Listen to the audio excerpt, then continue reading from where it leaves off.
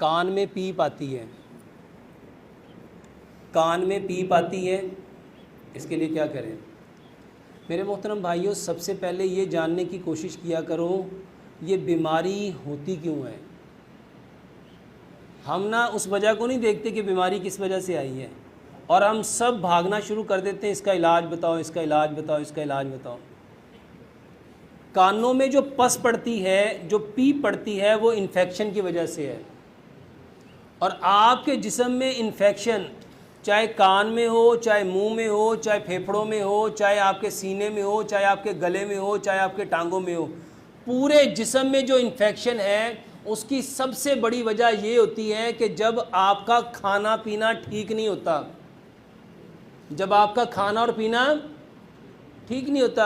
अगर आपका खाना पीना प्रॉपर हो और आपके जिस्म को प्रॉपर ताकत मिल रही हो और आपका जिस्म बीमारियों के ख़िलाफ़ प्रॉपर लड़ रहा हो, तो बताओ इन्फेक्शन होगी।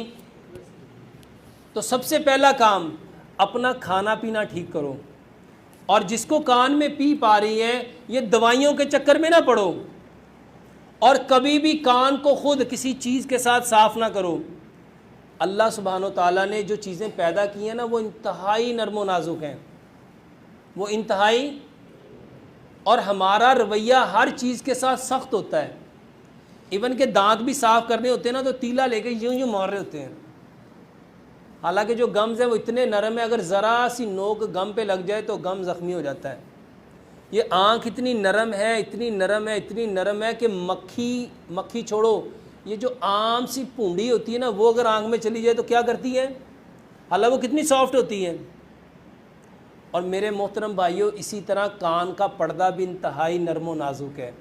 और हम क्या करते हैं, हम वो तीले के ऊपर रुई चढ़ाते हैं और उसको यूं यूं यूं यूं करके मार रहे होते हैं, और कुछ लोग यूं यूं करके उसकी सफाई। मेरे मोहतरम भाइयों, कभी भी अपने कान में ख़ुद से ENT सर्जन बन के सफाई करने की कोशिश मत करो। मेरे मोहतरम भाइयों, जो चीज़ अल्लाह ने पैदा की है ना, उसको उसके तरीके पे रहने दो। और कान की पीप के लिए सबसे बेहतरीन हल ये है कि आप किसी अच्छे ENT सर्जन को पहले दिखाओ कि मेरे कान का पर्दा ज़ख्मी तो नहीं है, फटा हुआ तो नहीं है, उसमें कोई इन्फेक्शन तो नहीं है। और उसके बाद दवाई लेने की बजाय आप सिंपल, मैं आपको कान के पीप की जो पस पड़ी है उसकी दवाई बता देता हूँ, लेकिन उसको अच्छी तरह किसी अच्छे ENT सर्जन से चेक कराओ। और ख़ुद से तबीब बन के, ख़ुद से उसके अंदर तेल डाल के, ख़ुद से उसके अंदर रुई डाल के, ख़ुद से उसके अंदर तीलियों के ऊपर रुई चढ़ा के उसको साफ़ करने की कोशिश ना करो।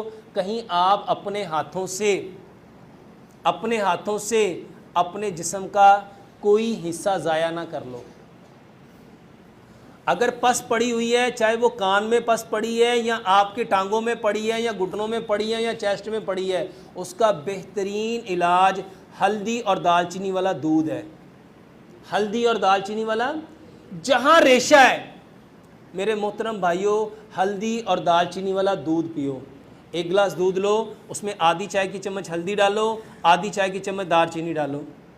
अब क्योंकि गर्मियाँ हैं, ये दोनों चीज़ें गर्म हैं, तो मेरे मोहतरम भाइयों, इसके मिजाज को बेहतर करने के लिए आप उसमें आधी चम्मच सौंफ डाल लो और उसमें 2 इलायचियाँ डाल लो। इसको इतना पकाओ, इतना पकाओ, इतना पकाओ कि 1 गिलास पौना रह जाए। इसको मेरे मोहतरम भाइयों मिट्टी के बर्तन में पकाना है। और कान की पस नहीं, आपके जिस्म में कहीं भी पस है, आपके दांतों में पस है, आपके हाथों में कोई ज़ख़म हो गया उस पर पस पड़ गई है, आपके घुटनों में ज़ख़म हो गया उस पर पस पड़ गई है, जिस्म में कहीं पे भी पीप है, मेरे मोहतरम भाइयों, हल्दी आधी चम्मच, दालचीनी आधी चम्मच, सौंफ आधी चम्मच और 2 सब्ज़ इलायचियाँ, इसको 1 गिलास दूध में डाल के इतना पकाओ, इतना पकाओ, इतना पकाओ, इतना पकाओ कि 1 गिलास पौना रह जाए। मिट्टी की हांडी में पकाना है और ये इस्तेमाल करो। और कान में अगर डालना चाहते हो तो सरसों का तेल लो और उसमें मेरे मोहतरम भाइयों लहसुन, देसी लहसुन जिसको थोम कहते हैं, गार्लिक, 1 चम्मच लहसुन सरसों का तेल लो, 3 गार्लिक लो, 3 तुरियां थोम की लो, उसको छोटा छोटा काट के उस तेल में डाल के उसको इतना पकाओ हल्की आंच में मिट्टी के बर्तन में, इतना पकाओ, इतना पकाओ, इतना पकाओ कि वो जो जुए हैं, वो जो लहसुन है वो ब्राउन हो जाए। फिर उसको छान लो, इसको ठंडा करके ये तेल कान में डालो। ये बेहतरीन इलाज